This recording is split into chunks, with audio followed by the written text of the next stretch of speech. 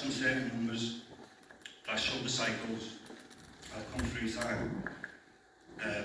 Is when he was talking about the phases of the moon. So these are all cycles that are taking place above our heads, and they let off the orbital resonance. So it's that orbital resonance of the planets that creates the waveforms that creates all the flower patterns and everything else that you'll see in churches. This is all somatics, it's all the waves. So the time that's going around, it's all revolutions of time above our head, and it's cycles within cycles, smaller cycles, larger cycles. We've come back around to the great cycle, basically. So information is coming, the alignment's taking place once again. So the three big monotheistic religions, of course. So it's all cube worship, as Michael was trying to show you before, and you can see it here. Every church unfolds into the cross. So you know exactly what this cube's capable of. Now it's Metatron's cube, it's the metaphysical cube. In my research, it's representative of the Mona Lisa. That's what Da Vinci's called it as. So what Da Vinci's showing is why it's WH, it's God, it's the creator, the tetragrammaton. Now I can't go into Mona's column today, otherwise I'll have no chance for anything else. But all this type of thing, this is the New Jerusalem, it's the cube. So as Michael was showing before with the Tower of Time, he talked about the crystalline structure. That is us, that's what we are, with carbon. So that's how it's taking form. So this is the spirit of matter. Saturn has the cross of matter, and this is the spirit, it's how we connect, it's being the anchor and being able to manifest. So along with the viscous, with the oval symbolism, which is why it's so important that that's correct, that's a part of your manifestations. So when it's being used in places like the chalice well, is it being used correctly? If it's inverted, if it's not in the right shape? Because creation comes through that portal, it's creating a lens, it's creating a window, and that geometry has to be precise, and if it's not precise, then it's been inverted. And this is something that's so simple for me, but a lot of people don't seem to get it, and a lot of people go against it. But it's so important, because people are trying to manifest their good intentions, and it's being completely twisted. And like it is in all of our lives in every way, with all this programming and subliminal messaging constantly, we're under attack in every way, so it's time to focus in. As Michael was spinning the cube before, I asked Michael if he could mention the Macabre in particular. It's because obviously it's the Star of David, and we're seeing it all play out now again with Israel, Palestine, all this world stage stuff that's got people locked in once again. Last year it was Ukraine, time before that's COVID. It's always something else, isn't it? It keeps distracted from what we're actually trying to do, which is work within. That's what they don't want us to do, they want us to lose our connections. So Saturn's cube, obviously Saturn is Father Time as well, the 777. The 777, when people talk about the angles, is what they're talking about, the angles of the cube. So again, like I said, this is Metatron, it's the metaphysical. It's the Kaaba, it's all those things that we're seeing, all the symbolism that we're seeing used all around the world. So basically, where our focus goes is where our energy is flowing. So when we've got 1.8 billion people focusing on a cube in Mecca, imagine how much energy is flowing towards that cube that's being used to manifest. Now, one of the key things with the black cube is the black stone that's in there, and that black stone is carbon. And the 2024 eclipse is set to take place in Carbondale. That's where the cross-section takes place. Now, I wanted to deliver a piece of coding on the Great Pyramid today, which nobody would have ever released before, and I guarantee it, but I've not got time. What I've done is I've got 120 minutes and 148 slides to get through, so it's going to be very close to get through it all. And I tend to talk a lot as these things pop up. So recently, a couple of weeks ago, we went on a little trip, me and Marie went on a trip, we went to visit 8 cathedrals over 3 to 4 days. And I'd done it so I could recognise the patterns very, very clearly. And as soon as we got to Ely Cathedral, which is, it's a Freemason cathedral, Ely's, it's a bit like Glastonbury actually, it was a separate island at one time, it was completely surrounded with water. So when you go into the cathedral, the first thing you've got here, I don't know how clear you can actually see it, is the universal hexagram. So that again, it's a part of the cube. But then we have Saturn's cross of matter, which is so clear. I don't know how people don't walk into that cathedral and actually see how clear that is.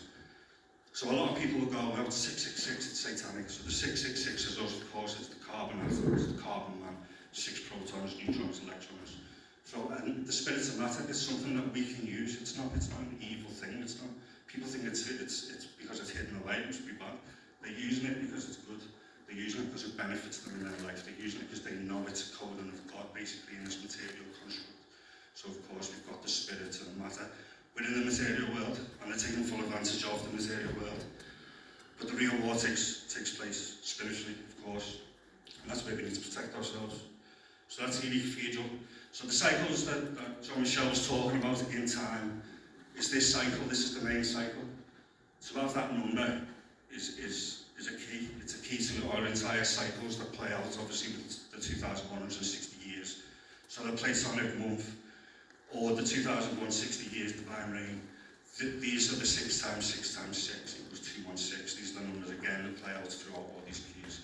So the circle, the zodiac circle, Arthur's round table, everybody knows it, exactly what it is. It's the sky clock. So recently we went to, as I said, we went to the cathedral, we went to Worcester Cathedral. So we went there, and at the main altar in the cathedral, they've got the entire floor covered in a carpet with a big Moroccan style rug. It is Middle Eastern rug.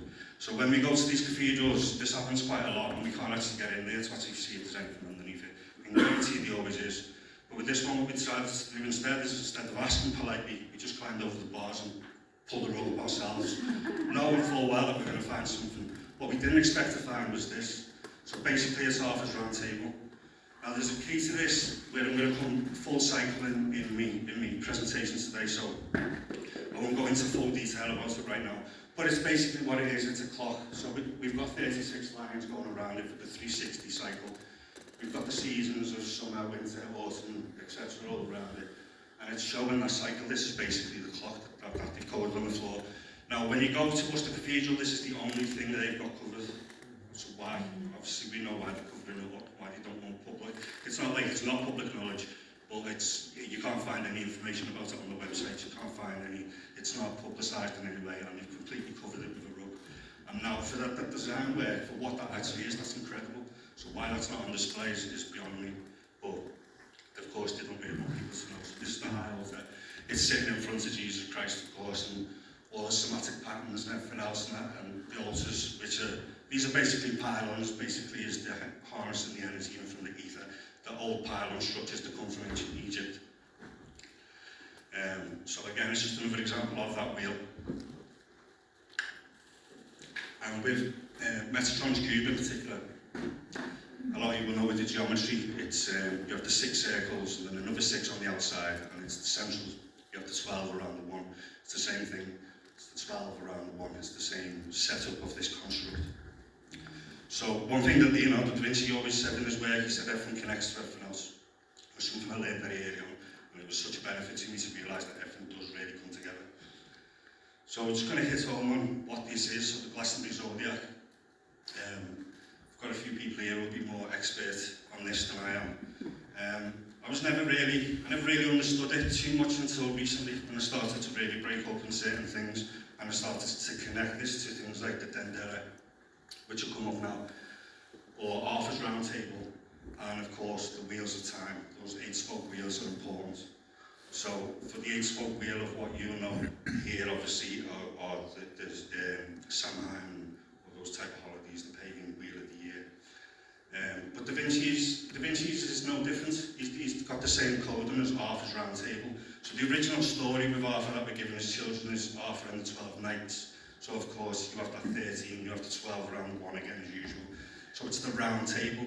This is just a different table, different shaped table. It's the same exact story though. So as people predict that they're going through the seasons and everything else, and it is right. It's exactly what they're showing. What a lot of people do predict is that this is St. John's actually been predicted as Mary, and I don't agree with it myself, because there's no reason to get St. John out of this image. Now anyone that knows St. John knows that is St. John's worshipped in Freemasonry, and it's for a good reason. It's because of St. John's alignment. He's part of the celestial cycle that's taking place. St. John's numbers go in hand with the 66.6 degree of the Arctic Circle. That's the coding that Da Vinci's getting at. So on the ceiling, what he's showing here, he's got the 36 squares, just like we had the 36 lines around the zodiac. So that's the magic square of the sun is what that produces. So of course we've got Jesus, the Son of Man, and the 12 zodiac is giving us that cycle. And the same Arthur and the 12 Knights, it's the exact same story that plays through. What he's done with the dimensions, and this is the key with people, and people always try and make these predictions, but what I'm trying to do now with my research is prove some of those predictions and some of those theories right. And I'm trying to do it with solid evidence that's there, that these scholars and university people, they can't prove wrong. I'm trying to step towards them, and I've got no qualifications, and they don't want to know. It's as simple as that. is because I've got nothing to back me up except for a lot of information that's really hard for people to understand. So this is what he's showing anyway. He's showing the 8.8 metres and the 4.6 metres. That is the 864,000 diameter of the sun. So he's coded it in there perfectly. So when we started going into the Last Supper decode properly, you'd be able to see those numbers take form. But the basis of it is the same as Arthur's round table. It's the zodiac circle. Now the Egyptians done the exact same thing. So it wasn't just here, it wasn't just there, it was everywhere. This was a universal thing that they're projecting this celestial sphere. So of course now we've got a lot of people who are following the flat earth theory, and it's designed to steal knowledge from people. Now it doesn't really bother me what type of shape people think the earth is. Don't throw this knowledge away because it's so important. So if there is any flat earthers in here, then I'm sorry. And this is what we get today. This is what we see today. Of course, we have the 88 constellations, which should be really 48. When I'm going to these in the temples, Freemasonry temples and churches, one common theme that I'm seeing is 48 stars on the ceiling. So now they're using things like sidereal astrology. They're not using the same astrology that we're using. They're not doing it. They're using the real cycles of time. So when you look at the sun now, the sun's completely out of sync. It's a month behind. I think it's still in Libra at the minute, the sun. So they're using a different form of astrology than what most astrologers are using these days. And it's very important to know them 48 constellations with the first to be in form. So this is what we're getting towards, is that 25,920 year cycle, is the celestial cycle. It's the axis, it's our pole shift. So we've gone through this cycle all the time. It's inevitable that we'll go through it again. We just seem to have this impression that we're very important in life and it won't ever happen to us, of course.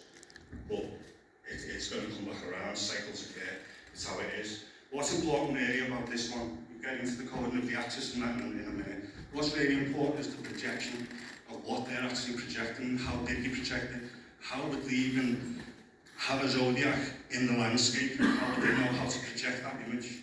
It's all optical illusions, it's optical illusions that Da Vinci was working with all those years ago. So that's what we're going to look at, is the stereographic projection. So this basically is your brick pyramid. It's a brick pyramid Giza structure.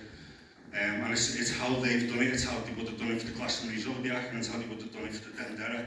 It's exactly this form. So of course it's creating the pyramid and it's the relationship with the earth. What it is, what they're doing is projecting a sphere onto a plane surface. And this is where the real confusion is coming in for flat earthers. So you'll see with the flat earth groups, what they're doing is they're sharing these images of exactly like this, pretty much really. Is they're sharing those images and they're like, oh, it's flat. But what they're not actually thinking is that they're sharing the globe projected onto a plane surface. It's projected onto a flat surface. So that's where a lot of the confusion starts to come from. So a lot of the flat earth information that you're seeing shared is actually of the globe. So it's quite ironic of it. So the main structure of this is the 8-spoke wheel. This 8-spoke wheel is so important. It's the structure that they use to build the pyramids. So the apex point at the very top, this is what really matters. They line everything else up to the apex. They haven't started from the bottom, they started from the top to actually understand how to build the structure. But of course the basis of it is working from this 8-pointed wheel, or the 8-spoke wheel, which you'll know better as the pagan wheel of the year. So this is stereographic projection. It's the hemispheres. They've been using it for a very long time, longer than we can ever imagine. The Egyptians were doing it for the Dendera and they've done it for the zodiac. This is definitely how they've done it. Some of you might have been to Edinburgh and been to the World of Illusion, where they deal with all the optical illusions in Edinburgh. At the end of that tour, when you get to the end of the tour, there's one picture and it's dedicated to Leonardo da Vinci. It's the very final picture in the tour. And it's because Da Vinci was working with things like the camera obscura, and he was realising that he could project these images. Now he was projecting 3D images long before that we've been doing it now, long before, and there's evidence of it as well. There's proof that he was doing it all. So of course Da Vinci is the greatest architect that's lived. He's honoured fully throughout history. So again, like I said, it's the stereographic projection. It's just a little explanation of it for you. The perspective of the projection of the sphere through a specific point on the sphere. So it's all to do with the pole and the axis, and this is how they've basically done it. It's magnetism involved and all the good stuff that we're trying to learn about today. All it is, it's simple geometry. It's circles and lines. It's all angles. So it's really quite simple geometry. But what I wanted to hit home on is the fact that it's the basis of that 8-spoke wheel. It's very important that we'll come back to now. So this is stereographic projection. This is the projection of planet Earth that we're seeing. This is the projection that we're getting on the church windows that they're showing.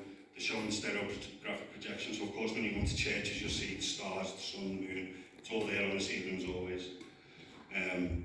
So that is stereographic projection, but the most important piece of stereographic projection that we've got is this. It's the Triskelion, the Triquetra, whatever you know it best as. I know it best as the RGB, or the Holy Trinity, the Holy Light. So this is the Grail. This is literally what the Holy Grail is.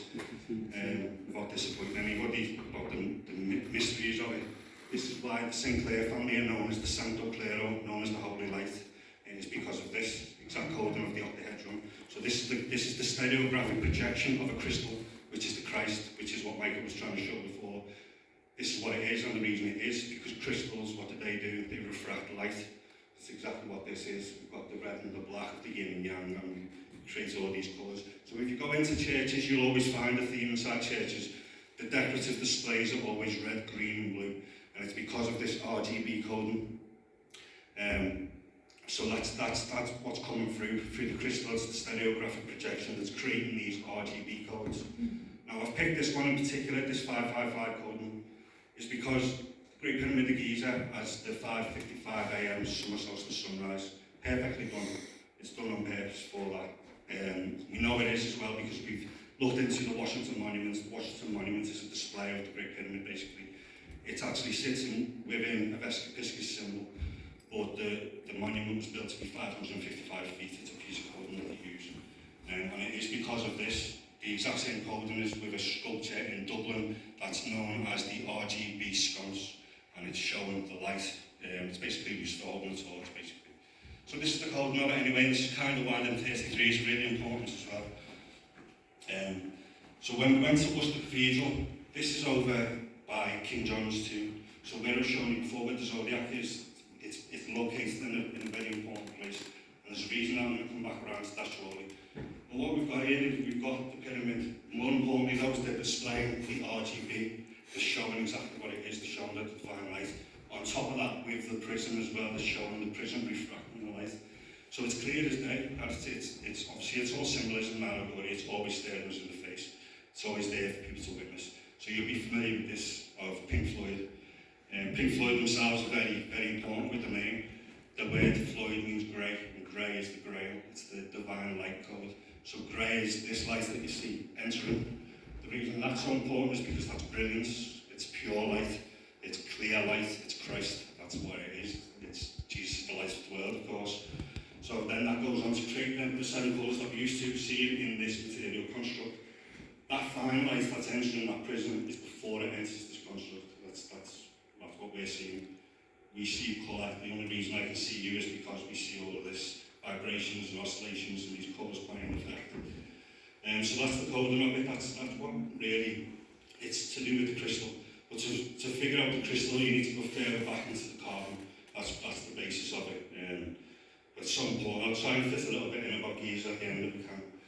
So as Mike spoke about before with the carbon, this is what we're dealing with. So really what it is it's 2 tetrahedrons coming together to make the octahedron. So you'll see a lot of the time, even with Da Vinci before with the Last Supper, he's depicted Jesus wearing red and blue, and it's showing it's the male and female aspect. It's a polarity, no difference to black and white and yin and yang. It's all about the polarised forces. But more than anything with the blue and the red, what it tends to go back to is the proton, the neutron and the electron. So that's the basis of it, and it's the formation of creation. As I mentioned earlier, with the Tower of Time, it's showing the mound or the mountain that Atum rose upon in the primordial waters of the Egyptian story of creation. That's what that mound is. So that's what the pyramid is. That's what the Great Pyramid is. It's showing the mound of creation. So that's what a piece of coding that comes from Da Vinci, coding with the Mona Lisa. It's what Mona Lisa is. Mona is the mon, she's the mountain, she's the mound. So yeah, these are the tetrahedrons. This is how it comes together, and it's just a crystal structure. You'd probably be able to tell better with this one out as it encodes the Strong's cube and everything else in there as well. But this is kind of why Israel are coming to the forefront now, is because we're going through this period of time where obviously old Jerusalem was just under attack, wasn't it? And then there's the macabre, just in case Michael forgot to mention it. Just wanted to make sure it was in here. So of course you see this all over the time in Glastonbury. So it's used for your manifestations, and as I said before, you've got the clues in Mecca and the Kaaba.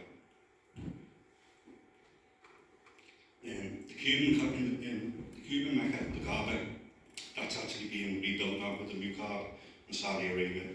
That's 400 metres by 400 metres by 400 metres, which is really the 4x4x4 cube. Michael was explaining to you earlier, that controls the construct. So back into the 8 wheels of time, the Dharma Chakra wheel, it's the 8-spoke wheel of eternity, of course. So this is the 8-spoke wheel I was talking about as the basis of the pyramid structure as well. That's the exact same thing, but it's eternity. And these stories, obviously, they relate in all cultures and all religions because it is just one story at the end of the day, and we're all one people. But it's that connection that they're trying to keep that divide and conquer tactic, which is really starting to fall apart. And it will continue to fall apart the more and more we push. So the 8-spoke wheel again, it's all time, so it's all eternity. That's the key thing with the number 8. It's the eternal one. So Jesus is the perfect example of it. So this is Jesus' gematria in Greek, and the 8-spoke wheels. And again, it's just the same as the Dharma Chakra. It's the 8-spoke wheels of eternity, or time, as we started with John Michell's first chapter. So this is the structure that I was talking about. This is the 8 base. This is what we get from it. So a lot of people claim that Giza has 8 sides to it when you look at it from a bird's eye view, which I'll show you on an image in a minute. But this is York Minster. We went into the chapter house. So you've been into the chapter houses, a lot of you will know already that they're all octagon shaped, they're always octagonal. So we started getting into some work and getting it all done, kind of thing in York Minster, which had a really, really deep piece of code with it. But as you can see, the dimensions are important. So the 20.3 metres is equal to 66.6 feet or 799.2 inches. So I've encountered that, like I say, in all churches that I'm going to now, they're encoding this in there, and it's for a reason, is because of Earth's diameter. So as I said earlier with the Arctic, our poles are set at 66.6 degrees, and the Earth's diameter is 792 over 7,920. And this is the relationship, that's what they're trying to depict with this. They're trying to give us those Earth resonant numbers, basically is what they are, and the harmonics that have produced it. So York Minster again, it's got the zodiac clock up there as well as showing us the celestial count of time. So this is really, it's this that I'm trying to get you to focus on, is that, because it's the codon of the Great Pyramid. And again, the number 8, it's the Analemma. And again, it's all about cycles. The sun and moon, it's how they show us these cycles playing out in time. So this all has meaning to it, it all has real deep symbolism, and most of it plays into conjunction with St. John's codon. St. John the Baptist, August 29th is the beheading of St. John the Baptist. That date in particular is one where you see the seasons change and the Analemma will play out through the cycles of time. And it's all a part of St. John's codon. So this is just to show you where the axis is and where it lands with 66.6 degrees. So it's all to do with our side, the circles of time, the polar circle, and of course, this is where you start thinking about the Glastonbury zodiac and what Arthur actually means, is the bear up in the sky, and obviously some people say the names come from Arcturus and so on and so forth. So this is what it's all based on, and the astrologers probably know it. I think Rose will be sitting at the back there knowing exactly what I'm talking about, because she's worked on this for so long. Now the compass rose is very, very important. Some of you might have been in the Lady Chapel at Wells Cathedral. The compass rose is there on the ceiling. All these 8-spoke wheels are basically compass rose, they're the 8 winds of your north, south, east, west. And again, it's that cycle of time. This number 8 plays a very important role with the eternity of time. So the city of Wells, it's 66 feet in width, or 792 inches. So Wells Cathedral has got that codon as well, of the Earth dimensions that are playing through. So this is the compass rose that I was just talking about. It's the 8-pointed star. It is literally what they're showing is the compass rose in that picture. So again, those numbers playing out in the but this is really what it comes down to, is the pyramid structure. Now this is the bird's eye view of the pyramid, where people say it slightly dips in. So of course it probably would have had a deeper effect at the time when it was actually covered in casing stones.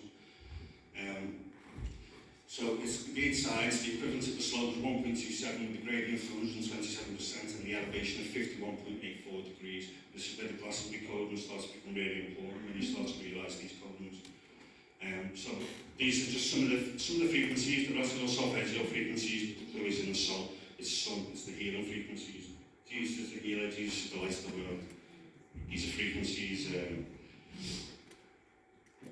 So this is Glastonbury's coding. I was just talking about the coding of the Great Pyramid. So this is what John Michell is starting to look into, and what he was probably starting to realise, that there's something really deep coded to Glastonbury. So the Great Pyramid of Giza has an angle of inclination of 51.84 degrees. Now that angle is needed to depict a double rainbow. That's what you need. It's 42 degrees of a single rainbow, and so on and so forth. The 51.84 degree angle is of the double rainbow. So this inclination, as you can tell, it's the exact same coordinates as Glastonbury Tor. It's not even just a little bit off, it's precisely. So there's a reason for it, there's a reason for that. It's too coincidental. But then when you look into it as well, and you start to notice all different numbers that play out inside these codings, and even Glastonbury's area code of 01458, it's the 51.84, it's a permutation of it. So they're showing it here for a reason, and Glastonbury Tor has got the same exact coding as today's prime meridian in Greenwich. It's got the exact same coding. So when we're talking about Arthur, the zodiac, pole shifts, the axis, it comes into play also well with what they're actually trying to depict and why King Arthur's story is so important. So this is the angle that I was talking about with the rainbow. So these colours are coming in, they're coming in all different frequencies and all different ranges are coming in with that. But the main thing is this angle of inclination is the 51.84. So I think everyone will know that there's not a chance that that's just simply coded at Glastonbury Tor by accident. But then we can all have theories and being able to prove that was the hard part, was actually being able to go into it and try and prove that something was there. So the 51.84 degrees, so Glastonbury Tor has got the exact same coding. The 51.84 degree angle is 186,624 arcsecond. It's actually reduced the speed of light, so there's not a chance in the world that the Glastonbury Tor or the Great Pyramid of Giza has both got the exact speed of light coded in it. And then we've got this, the degree in minutes of arc equals to 3,104. Now them numbers some of you might recognise as the start of this long calendar, of the main calendar. It starts in 3114 BC, starts on August 12th. So what it's showing, it's a light coding is what it is. It's like a lot of people try and say that the speed of light is coded at the Great Pyramid, but why would it be coded at the Great Pyramid? Why do we need to know all this? Why would they want to know the speed of light? It's this, the revelatory light of nature, which is exactly what it is. It's how the construct takes form, it's how we perceive it. So right now, what they're trying to break open, they're talking about the Higgs boson and things like this in the fields, and this is what they're doing, is saying right now, is starting to break open the carbon atom and play about the creation, basically. The most sacred thing on this planet is what they're actually now trying to break open. So this is the main calendar, 3114 BC. So this is still, obviously, in the cycles of time. I started with John Michell. I wanted to get this one out the way and done so you could actually understand how important this cycle of time is and what John Michell was trying to say of why the revelation is going to come into play at this moment in time. What goes around comes back around, basically. So the precession of the equinox is the period of time that it takes for the Earth's axis to pass through the complete cycle of the zodiac.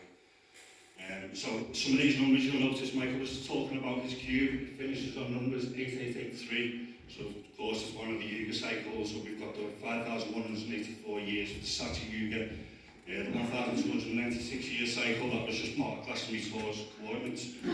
These are all there, so it's impossible for this to be there. But the main thing is with Glastonbury Tor though, is when you half their angle, and you half the system in the grid angle, you get the exact cycle of the equinox of the celestial sphere. So there's not a chance that all that's coded at Glastonbury Tor by chance. Not a chance. there's something there. There's obviously with the zodiac wheel and Arthur's story and everything else that they're playing out. So these are the times that we started to open up. When John Michell's talking about certain things in his book, he starts with Platonic solids. It's one of the building blocks of nature. It's one of the most important things that we have. So understanding of what John Michell was talking about with 12 parts of Glastonbury, he's talking about 1,440 acres. So that's the amount of time, the amount of minutes that we have in a day. So this is the construct that forms our time, and it forms these smaller cycles within seconds and minutes and everything else, and it forms it then on the cosmic scale above our heads. It's all as above, so below, as within, so without. So these are the numbers, as I just shown with Da Vinci's Last Supper. He's coded this precise number with the cycle of the zodiac. So these are some of the numbers that John Michell actually talks about in the City of Revelation. If you've read it before, you'll know the 1728, the 144, the 108, it's the 108 salutations, some salutations. In Hebrew, Gematria, 18 is Jesus, it's representative of Jesus. But it's all earth measured, it's all geometry and everything else. So the Yuga cycles was something that I started to study as well, understanding the numerology that come along with it. Now Yuga means yoke, it means the egg that binds. Yoga means the same thing, it's all about the egg that binds, the universe, basically, the cosmic egg of creation. And this is, obviously it comes in all different cultures, the birth of the divine creator and how they try and explain creation. They've all got creation stories, all cultures have got creation stories, and they're all very similar. And most of them all start with the primordial waters and the mound rising from that, which is why the pyramid's so important and why these mountain ranges are so important. So next time these tectonic plates shift, they're going to come together, they're going to collide, and new mountain ranges are going to form. That's creation at its finest, that's nature, and nature taking form. Destruction brings creation, it's that simple. It's part of Freemasonry that they bring together. That's why they look at it from that point of view. So Mount Kailash is one of the world axes, and when we're talking about the axis points, this is where the pole shift starts coming into play and why it's so important. So Mount Kailash in particular, it's also known as Crystal Mountain of all the things. So of course it's the same story and it's all playing through.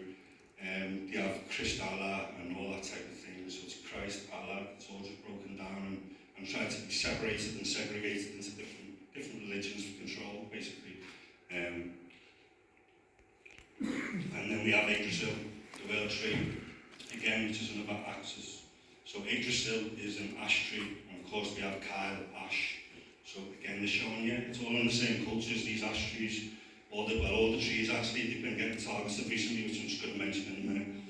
So the axis Mundi, Yggdrasil, in Norse mythology, these are the worlds, the 9 worlds that separate, and it's all just a story of creation, it's all cosmic, and it's all about the axis Mundi of our pole shift, which will happen again. At the time of the ancients and Egyptians, it was Thuban was our North Star. The next North Star is going to be Vega, which is Arthur's heart. So again, Arthur's going to be playing a big role in the next cycle. It's likely why Glastonbury will play a big part. So there's a decode, there's one of me decodes on Facebook. You can read this information while I'm talking if you want, but they brought down the Sycamore Gap tree not long ago. It was such a symbolic move that they've done. Now they're attacking these trees because it's a tree, it's the world tree, and they're attacking them because if they attack the world, they're attacking us. It's as simple as that. We're so deeply connected. So there's not a chance that any of this is coincidental when you actually start bringing these numbers down. So the tree of trees was 69 feet. 69 weeks later, the Sycamore Gap tree come down. So this is when the Queen lit up the tree of trees at her Jubilee. So when she lit that up, you'll notice that the DNA spirals come together. When she lit that tree of trees, it was very obvious symbolism. So all the 69 started playing out then with the Queen's death, and we actually started looking into it. And she died at the age of 96. She was at the 96 metre tall Big Ben with the 6.9 metre dials. She was at the 69 metre tall Westminster Abbey, 96 bell rings. She died 69 days after. It's just insane to see that piece of coding play out. So we're going through a ritual, is what we're going through. We're going through a very deep ritual. Now the decodes I'm doing, it's like I said, it's alchemical magic. I was just speaking to Marie and Christine about this today, and we don't realise how much alchemy plays a part in our lives. Now, I was using something, it's a really good example, it's the Smurfs. So a lot lot of people know the Smurfs and the colour blue. So the colour blue comes from the Smurfs is because of silver, which is one of the elements. So too much silver in your system turns your skin blue. So the real story of the Smurfs, they're actually created by an alchemist in the woods. It's actually a really dark story, like a lot of these stories are, where they've originated from. So we're dealing with real magicians and the real masters of it as well. I actually respect them myself, to be fair, because we've been very blind to it and only just starting to realise what they're doing. So the periodic table of elements is very, very important. Or the sun and the moon, of course, silver and gold, all that elemental magic, it's all very symbolic. But because they know numbers control this construct, they use numbers very, very specifically, as you can see through that detail there. What I did find very interesting is the Queen went on the same day that the moon was 96% illuminated. Now every single month, you can get it to every single month, and you can keep an eye on my page for this as well. Every month around the full moon, or when we hit the eclipse, you'll see a string of celebrity deaths. Every single time, it's always precise numbers. Now, I've been proving this for nearly 3 years now, and it's all a synchronised pattern, so there's nobody can really argue for it anymore, it just is what it is. But there's deeper aspects to it as well. It's not always manipulated, these deeper aspects. As Michael explained before, the birth of his son has come 666 weeks after his sister, so on and so forth. These patterns play out, and I see it in my own life, and a lot of you probably see it in your lives, so you know that how it happens. It is a lot more cosmic, but they're manipulating it. Now, manipulation comes with manifestation, and it's there with the mana, it's life force, it's spirit, so it's all they're manipulating it. We can manipulate it ourselves once we learn it. They're manipulating it in a bad way. These people are manipulating it with bad intentions. The whole difference is if we learn this code and we can actually use it to our advantage in a pure way, in a good way, it's going to be a positive outcome, because we do it from the heart. We don't do it to try and hurt other people. We're doing it to benefit the collective kind of thing. So part of my story, as I said before, my story started in 2019. The reason I'm starting this now. So The View over Atlantis is another one of John Michel's books. And it was only a couple of weeks ago when I actually clicked onto the title and I thought, right, okay, yeah, it's the Eye of Atlas, exactly what it is, and it's the Axis Mundi again. So what Atlas's story is he holds the heaven and the earth apart. Now he's acting as the anchor for spirit to matter, is what he's doing. He's acting as that anchor. Now this archetype played out for me in 2020. I was arrested over a comet named Atlas. It was a bit of a bizarre story, so I'm not going to go into it too much now. But from that point, that is where I started to really channel information. A lot of people, when I was writing my books, people were saying, you have to write source, where do you get this information from? So you can't just put down God, you got this information from God, you're going to get yourself. It doesn't come from there. You can't write it come from a cube. It doesn't happen. So this is what we are. We're anchors, and we're all anchors. We've all just got to learn to be the anchor between spirit and matter. Or the Keith that's in Malkuth, it's all the same thing in Kabbalah as well. And none of it's evil. It's just evil people who've got hold of really sensitive information. And it's something that we're trying to take back. So that's the story of Atlas anyway. He is that anchor, and he holds the heaven and the earth apart. And it was where my story began. So I was arrested at the age of 33 over a comet. So this comet fragmented on the exact same day that they locked us down, on the exact same day that I was arrested. The entire story is so insane, but it was natural, and it's why I'm here today. So I just wanted to make sure I included that with The View over Atlantis. Atlas's story is very, very significant, especially when we think of the Pleiades and Taurus and things like that. The 444 years, light years away is the Pleiades. So very important. So another person that's shown the world axis was Da Vinci with the Salvator Mundi, which is the saviour of the world. He's showing the axis mundi all over again. And what he's done very cleverly is he's put these 3 dots on. It seems to have a lot of people confused. Now, I actually figured this out very early on in my research, and it was because I'm following intuition. So I'm not one of these people that follow all these scientific words and mathematical words. It confuses me. I'm an ABC kind of guy, or a 1, 2, 3, or a red, green, blue. I like to simplify it for myself. And when I seen that, I instantly recognised it from a picture that I'd already seen, which of course was our 3 pole stars, Polaris through Banenberger, and it's in perfect formation where he's put it on there. It's absolutely perfect. So them 3 stars are actually depicted on the Isle of Man coat of arms as well, and the spurs of the boots, on the 3 boots. And when you actually join the dots, it's the exact same formation on the Isle of Man, Triskelion. So when you look at the Triskelion as well, it's also the 7-7, the legs of the 7-7-7. Da Vinci Coding is the Isle of Man, it's the Isle of Mona. It's because of the mountain ranges. So when I went to the Isle of Man last year, the first place I really got in contact with was the Freemasons Lodge, and it was because I wanted to try and put them on the toes and let them know that I'd got the coding from Da Vinci. And so what I knew is their lodge had been consecrated on Leonardo da Vinci's birthday in 1890. They were also located at 44 Victoria Road, so I knew this coding anyway. I already had it from da Vinci's work, because Florence is the 44th commune of Tuscany. So the Isle of Man then, what we did find is the Isle of Man is the one place in the world that has the summer solstice sunrise at 4:44 a.m. for 11 days of the year. That sunrise is at 4:44 a.m. So it's a huge piece of coding when that's there. So but what it does do, it rises at 46 degrees, which is Michael's cube that he was telling you about before. The centre point is the 4446. This is known as coding. Mona is that man, she is creation, she's tetragrammaton. YHWH or anything else. So this is Da Vinci's coding anyway of the axis mundi, and he's showing the same thing. He's telling us, look up, get your eyes up to the sky.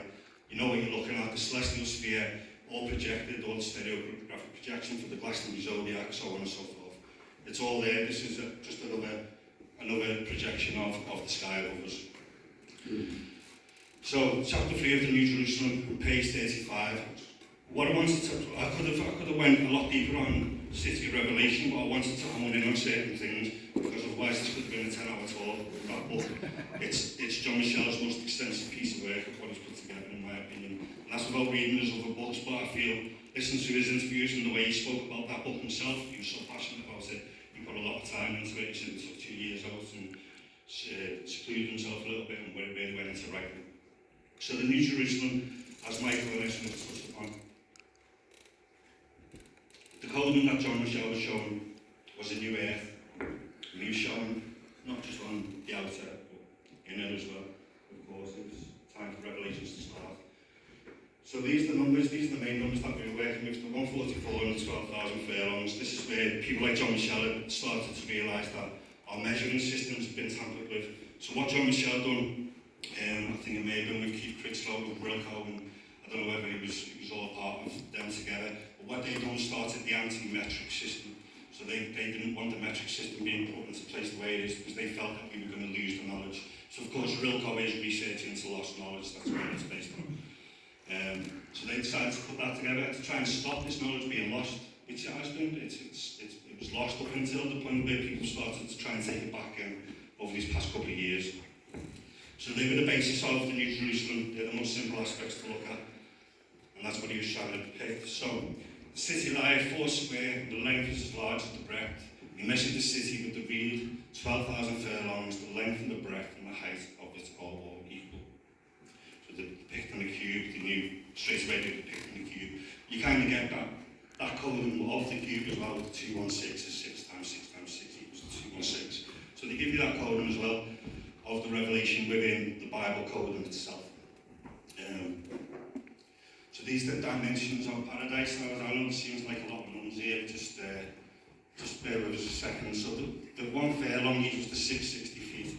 So obviously you're seeing 4 Welsh cathedrals, 66 feet in width, equals to 792 inches. This is what they're depicting, the walls of Jerusalem. So these are all the numbers that I've included with it. These are more like the cycles to play out at Giza. For example, Giza is 756 at the base times 4 equals 3024. So they're all columns that are also at Giza. It's also at Glastonbury, it's also here. But this is the basis of it, and it's to do with earth measure. Now when I'm talking about gematria, a lot of people, they tend to get confused on what gematria actually is, but it's geometry, that's the basis of it. It's geometry and numbers. And that's really what John Michell started to prove in the City of Revelation. Started to show that it was all geometry and it was numbers. And unfortunately, numbers is something that a lot of people struggle with. A lot of people in this room might be struggling with it now to take all these numbers in. But all it is a new language. So I'm Scouser. You're not going to catch me speaking French or Spanish. My accent's going to be right for it. But numbers is a universal language. It's a number that we can all learn that language. And as difficult as it can be, what it is about is expanding your brain. Your brain is that sponge, so obviously as we're children we're taking all this information in, so our brain's a sponge. When our brain's expanding and we're becoming clever, we're learning all this information. Now unfortunately as we get older it gets a lot harder to take that information in. So that's where the struggle comes from with the numbers. A lot of people, and obviously when you went to school mathematics wasn't made very exciting, was it either? Tried to bore the life out of you with it. So these are the basic cycles anyway of New Jerusalem and of the cube. So what John Michell was talking about with the 12 heights of Glaston was the 1,440 acres. What he thought that it come out as was pretty perfect to all of these cathedrals. As I said, other people have done it before, and this is pretty much a depiction of what John Michell's showing in his book. Da Vinci was doing it, and it is an esoteric and occult knowledge. It seems to be a hidden knowledge, but people like John Michell definitely weren't scared to share it far and wide. So just keep some of their numbers in mind, especially this one as well, 252 is one of the ancient dimensions. It is actually connected to the 2592, but when we're talking about construction and architecture and the ark, the 252 was very important, and it will come into play throughout this. So going into the city of Jerusalem and New Jerusalem, but we're going to have to look at the old Jerusalem to see what we can find there and see what's coded at the old city of Jerusalem. So we start at Dome of the Rock on Temple Mount. Dome of the Rock, 66 feet in diameter, again the 792 inches, 7,920 miles per year. Now, as I say, these measurements are coming, they're all very, very common, they're all starting to come through, and it's not just a coincidence, of course, very far from a coincidence. So why are they all depicting Earth's diameter? What is it? What are they trying to get at with it, kind of thing? And of course, every time you find the 792, you'll find there's 66 involved. Now, people try to say this is fabricated or it's made up because it's all 666. It's geometry is what it is, it's the basics of geometry. No, it's geometry that can't be proven wrong either. It doesn't matter how many people you try and prove that geometry wrong, nobody's ever going to prove the geometry wrong with these Arctic circles and everything else. People who are a lot smarter than us have already done it, they figured it out a long time ago. It's how they've been sailing the seas for so long and without crashing into all these rocks and everything else. They figured it out. So Dome of the Rock, it's also got it all coded anyway. So each wall of Dome of the Rock is 60 feet wide and 36 feet high. So we've got the 60 feet to 720 inches. Now that's the tetrahedron, the element of fire. The tetrahedron, as shown before, it's the same Giza the same structure as Giza of the pyramid. Now, when you look at Giza's cubic dimensions, it's 440 cubes plus 280 cubits, that equals 720. They're giving you the tetrahedron, they're giving you that diamond shape of the structure of it.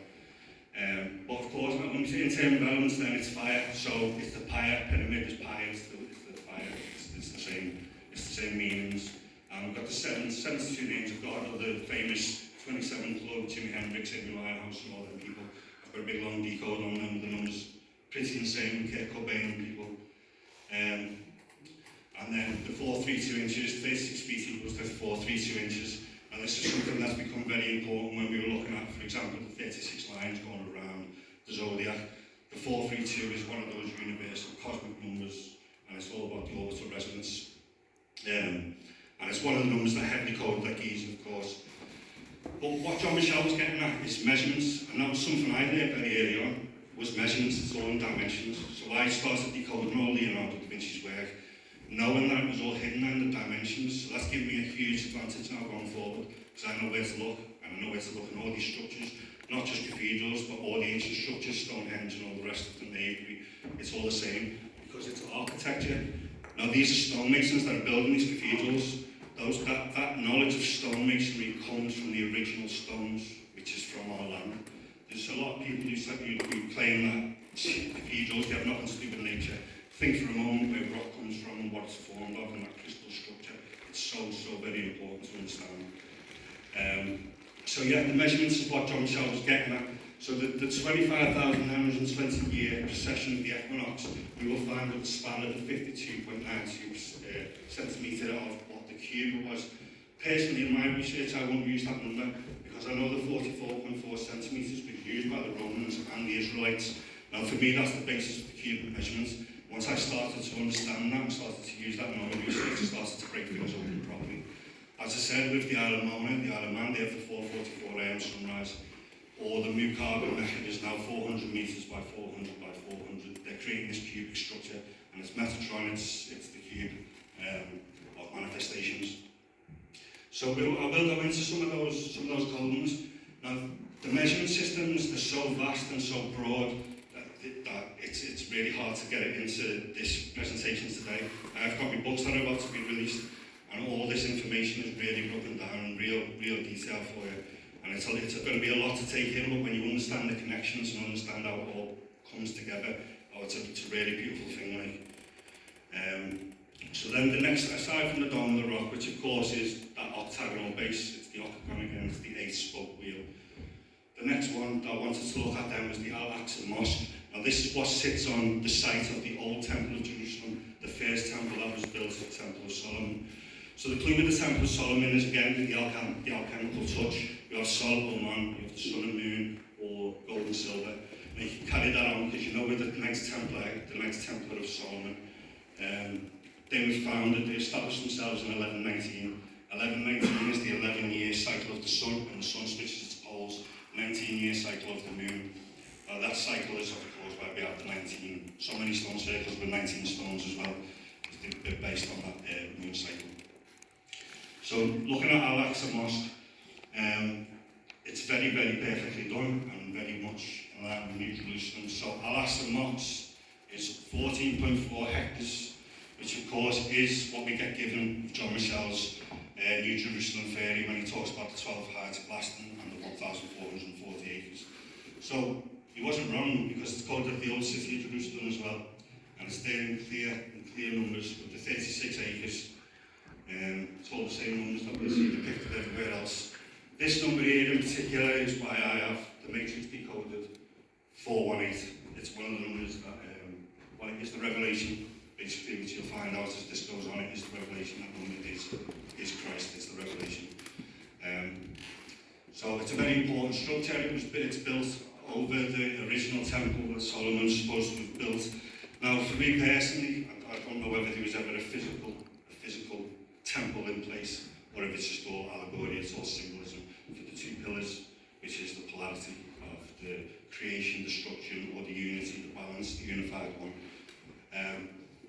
So the architecture of Al-Aqsa Mosque, where the old temple of Jerusalem used to be, is exactly the same dimensions as the New Jerusalem. So the number 144, come through, as I said earlier, we have 1,440 minutes in the day. And it's all part of our constructs of time.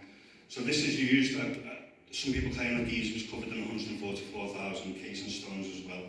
144 is the octahedron, the element of air, and again that crystalline structure of the macabre and things coming together. So the 12 heights, this is what he was talking about, is that 144. Of course, it all involves Joseph of Arimathea's story and the entire mystery and myth of Glastonbury. I don't like to try and take away from the mysteries and myths because I know a lot of people hold them very dear to them. But there's got to be a time where we want the truth as well. And it's very, the very nice stories that we've all had told to us since that we were children. The lovely stories, but we want the truth. There's a truth to them. There's got to be a basis to them. And that's what we're trying to bring to the forefront now, is that it's not just all fairy tales, there's really is something else to it. So this is what it was. He was talking about the 120 acres, so the one height is equal to 120 acres, 12 times the 120. This is where he got his version of the 144 with the 12 heights of Glastonbury. So this is just some of the measurements that I'm trying to currently break up from. What I started to realise is that we can transfer all this numerology. So we've got 1 mile is equal 1,760 yards, or 1 mile equal to 5,280. So the 5280, some of you already know, is a solfeggio frequency. So 1 mileage is a frequency, 1 mile.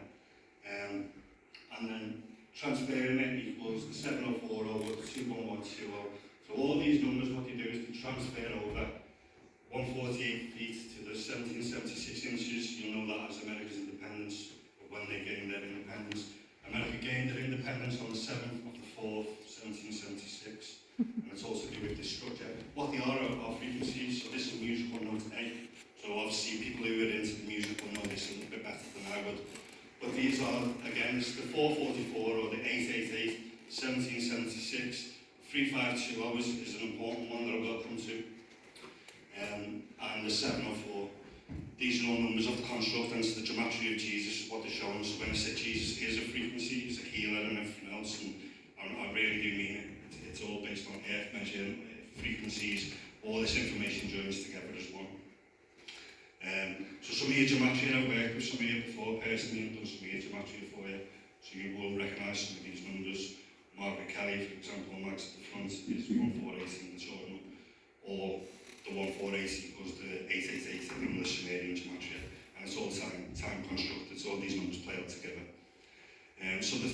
352 that I just talked about with the frequency on the last slide, we've highlighted 3520.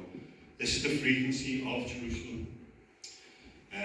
So that's 3512 is the grid coordinates. So they have some very important numbers in the coordinates for Jerusalem. We have the 888 and the 555. Well, together what that actually brings out is Jesus Christ in both coordinates. We've got the 888 of Jesus, and the 555 is Christ, it's the light of Christ. Christ is mentioned 555 times in the Bible, and that's what they're showing, that it's all the frequency that's playing out. So that's Jerusalem, and it's very, very particular, and it's all done for a very good reason. So the Temple Mount, the elevation of Temple Mount is 740 metres. So of course, Jesus' gematria, so all these elevations are very particular. Michael's talking about the 9 by 9 by 9 cube. For example, Mecca, the Kaaba in Mecca is at 909 feet in elevation. Very perfectly done. The next eclipse that comes around in 2024 comes on the 99th day of the year. So that's the cycle of time, that's the end of time, it's the end of this cycle. It doesn't necessarily mean it'll be bad or anything else, but it is coming to the end of that cycle now. So these numbers, they all have relationships, and this space tends to get complicated and people tend to lose it a little bit. But you just got to try and understand that they've all got relationships. So the Eurototans of 555 is 288. The 288 positive integers for that number. So Jesus is 888 in Greek, isopsephy gematria, and the Eurototans of 888 is 288. So in square gematria then, Jesus equals 1288 in square gematria. Now this is the construct that starts playing out, and Giza itself, the base measurements, the perimeter for Giza, was 288 reads. So this is all the construct that they're putting together. Now I've been to a few cathedrals recently that have actually got the exact same coordinates as Taj Mahal. Lancaster Cathedral is one of them, and Salford is another. Salford Cathedral is shut at the minute, but it's got a pyramid structure outside, so we need to get into that one. So the Taj Mahal, it's 240 feet in height and 2,888 inches, and the 288 days of August 28th is 248 day a year. That's my birthday as well, the 20th of August, so it's a number that I started to focus on quite a lot in my research, and it brought me an awful lot of information, an awful lot of answers. So Jesus is the Sacred Heart, 555 is the Sacred Heart. And of course, then when we look at places like Bethlehem as well, the 352 degrees, and this is the 352 hertz frequency. So it's clear that this is all coded, and it's definitely not coincidence. It's who's using these frequencies, and a lot of you may have seen from bird's eye views of cities, and they create like somatic patterns and things like that. Everything's very perfectly laid out. That's also to do with land mass and land measure. That's something that's very important in the City of Revelation, is the land mass, the measure of the land. So as I just said, with Jesus Christ, it's mentioned 555 times in the Bible. A lot of other numbers will play out. We have the 252 that I mentioned, brother. These are Bible codes. The Bible is fully coded. It's all allegory, symbolism. It's the most mathematical book ever created. So all these numbers do play out. And it's all very specifically done. So I was just talking about the Sacred Heart of Jesus. Some of you might know that Wells Cathedral is twinned with Paray-le-Monial. Paray-le-Monial is known as the Sacred Heart. And then Paray-le-Monial in turn is twinned with Bethlehem. So they've got Wells linked into it. Now there's an important piece of coding with Wells. I haven't actually included it in this, but I actually remembered it when Michael mentioned something earlier.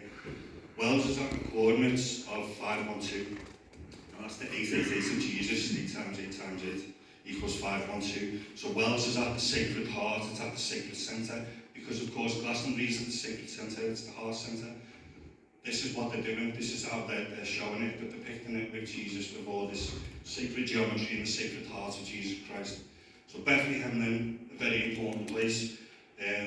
Bethlehem has an elevation of 777 metres, perfectly done. So all these places are laid out perfectly, and they've done it by using that stereographic projection to be able to know the landmass. In order for them to have placed their temples, which are 2,000 years old, some of them, on these specific elevations of 777 or 740 elevations, so on and so forth, it's impossible. It's perfectly done, and it shows these precisely for a reason. Most of the time, it's to penetrate that ether and and harness the energy. So Ezra has done us the honour of talking about Frederick Blackburn earlier on, and that 888 carried on. So they proved it in life and they proved it in death. Blackburn would die at the age of 80 years, 8 months, and 8 days. Got Jesus' gematria. So perfectly done. So this is the gematria, what we're dealing with Jesus.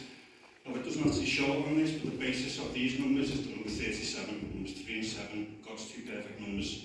37 times 2 is when we get to the 74. This is the easiest way of showing it and showing the relationship with, say, St. John the Baptist, for example, or the raised Jesus. This is all this geometry that's playing out. Now the 74, a lot of you might know with the Twin Towers, 74 degree coordinates, 2 Twin Towers, 74 plus 74 equal that 148 of Christos. Revelation 7.4, remember the 74, remember that number, it's going to play a very key role. So when I heard the number of those who were sealed, 144,000 all the tribes and children of Israel were sealed. So again, we've got that 144 that John Michell was talking about with New Jerusalem, and it's coded in Revelation 7.4, which is Jesus' number, and again, this is all Bible code that's playing out. And if you know how to read this Bible code, you'll know how to read the story, the true story that they're actually giving you. Something I didn't have time to include in this was Ezra's name. Ezra's name to this is Ezra, it's Isra, and El, obviously the god El. I did want to talk about the book of Ezra a little bit, but when I was putting the slides together, it just got out of control a little bit, to be honest with the information. So again, I'll ask the Moshes to give you the reminder, and the Temple Mount Jerusalem is at that 74 metres. So the city of Revelation is based at the same exact coding that's coded in the Bible. The city of Revelation is there, and the Al-Aqsa Mosque is 144, is the 14.4 acres of the same as the height of Glastonbury.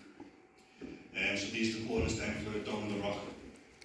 And as you can see, again, Dome of the Rock is at this 7.44 east. That number will come to later a little bit more, where you'll be able to see it's definitely not a coincidence that they've kept it there in that position.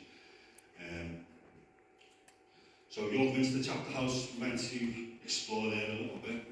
And I was studying, I was looking at this, and my head was baffled with it for starters because Marie counted it wrong, she counted 120 odd, it was only 92, so I was a bit confused. Once we actually figured that out properly, realised it was 92, knowing numerology, if you know Salome, you know the number 93, and it's very important. And I was thinking, there's no way that they would have missed this 93rd, where's this 93rd wheel?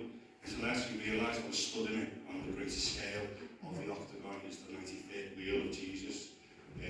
So here's Jesus is what they use it as. They use it as partly for his coding. So Jesus died on April 3rd in 33 AD. That's the 93rd day of the year. It's part of Jesus' coding. That they all use for the same thing. So we went to York Minster, and you'll see with the last numbers that I just appeared with Dome of the Rock at the 744 east, then coordinates.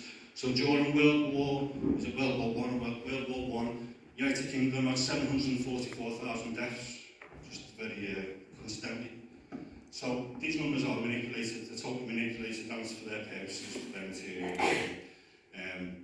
So as I was just explaining, with 93 million miles away, this is why it all comes into play, and then it's the coding of Christ and Yeshua and all these things, that it's all the same symbolism. So when we actually went there, what I didn't notice was this universal hexagon that was staring me in the face. Until I got back, there's 5 of them, all in total. So again, this is the cube that folds up. That's what it's showing, it's the cube that folds up into that box. And it's why the churches are laid out in the cruciform position that they are.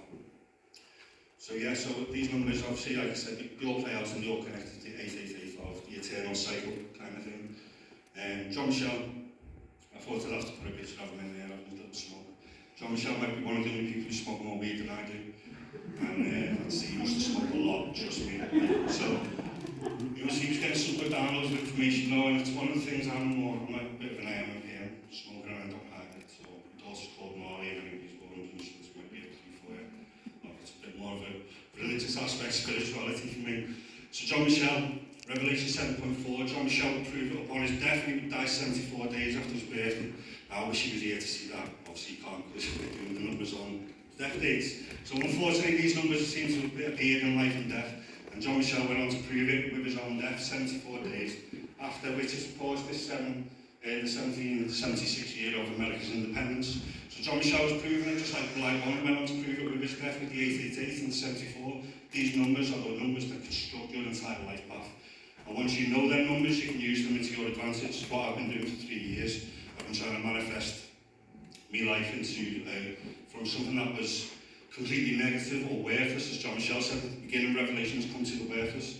My life was very, very worthless. The only thing I had in my life that was worth anything was my daughter.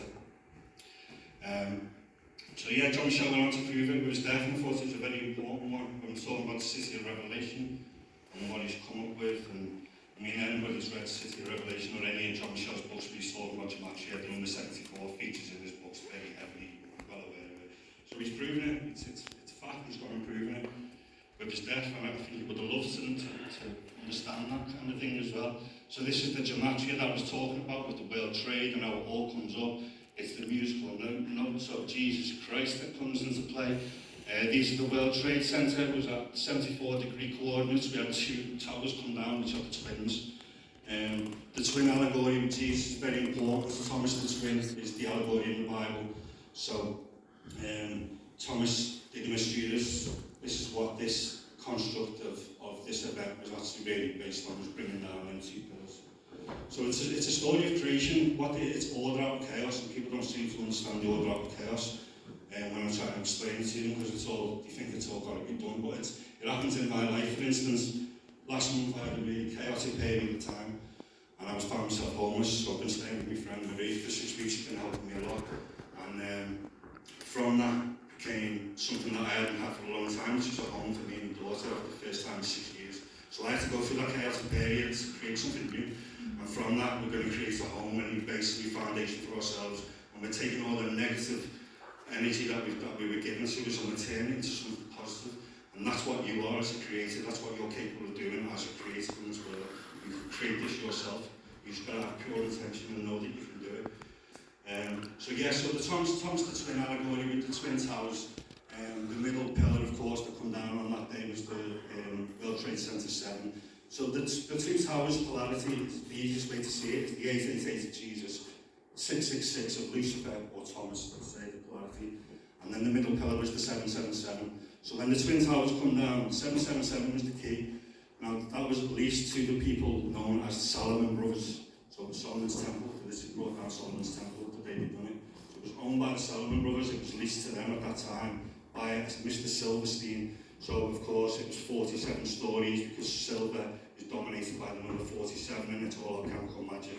Now this is stuff that most people will try and lock it up for, but it's real as it can be, and it's being used against us every single day, and unless it's understood, we're never going to beat it, we're never going to get past it, we're never going to be able to use it ourselves, and that's important.